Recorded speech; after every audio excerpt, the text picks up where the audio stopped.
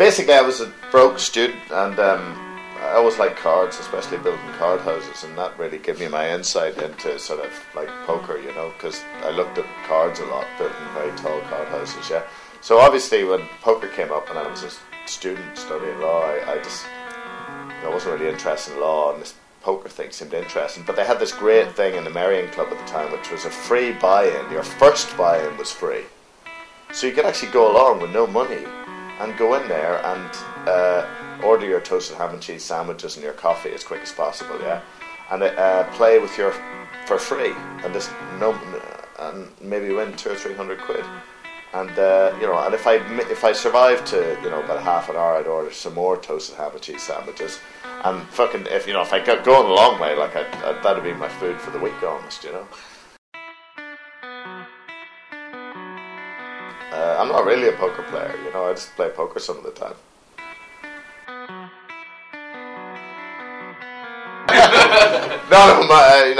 What would I do if I wasn't a poker player? Well, actually, a lot of people probably don't think I'm really a poker player most of the time, which is probably true because I play so fucking badly, yeah.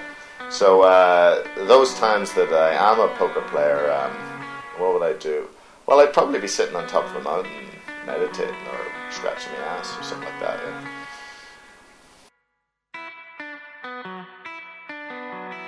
1.75 million at the World Series in 2005.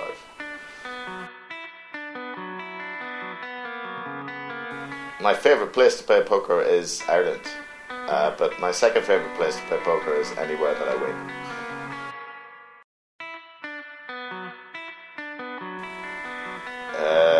It depends on what everyone else at the table is thinking, how they are, etc., etc. Because before I arrive at a tournament, yeah, I'd try and work out what the mood was, yeah.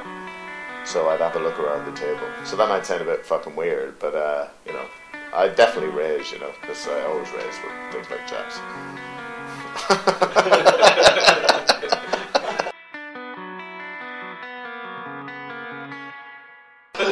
Okay, the best live player, actually, definitely, you know, when you think about it, the best live player is Pádraig Parkinson. There's no two ways about it, you know. If you look in terms of longevity, in terms of, dress style, in terms of attitude, you know, few can match him, you know, and he's played sort of every single level, you know, and I think he's only maybe had one losing week in 30 years, so that's amazing, you know.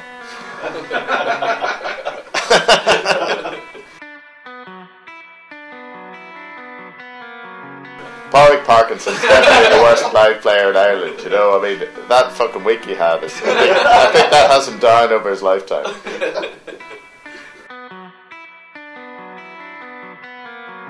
Heads up, Donegal D, yeah, because I'm not sure, I don't think he can play poker anymore now. He's too loose, you know. He used to be very tight and, very considered, you know, but he's got so loose now, yeah, that he's just giving money away, and I feel sorry for him, you know.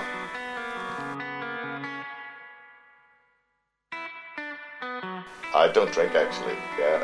If I did drink, which would I prefer, poker or beer? Well, if I drunk, I'd obviously prefer beer, you know, than poker. Yeah, definitely. Yeah. I'm not very good at sex, but I can play poker sometimes.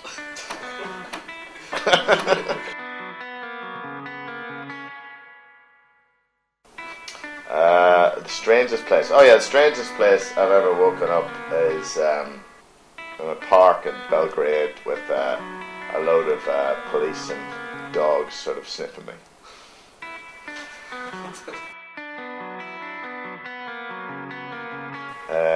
No, but I've been barred from amusement arcades for winning money in poker machines.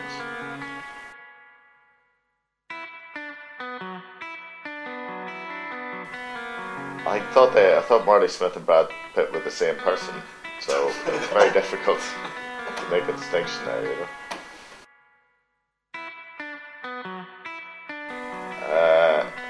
Well, for the sex, I'd like to be Antonius, yeah, and I shouldn't say this.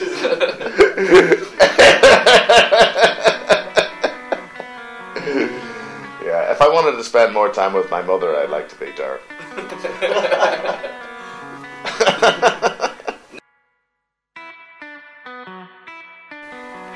Well, I've tried being bald, so ginger.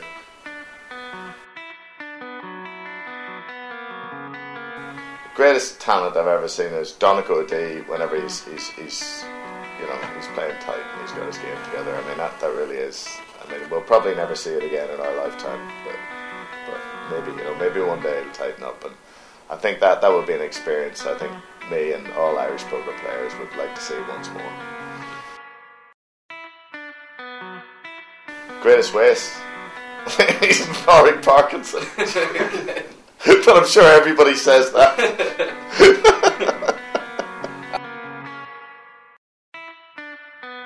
Yeah, I mean, I was just about to go to the leisure centre or play poker game and I'm doing this fucking interview.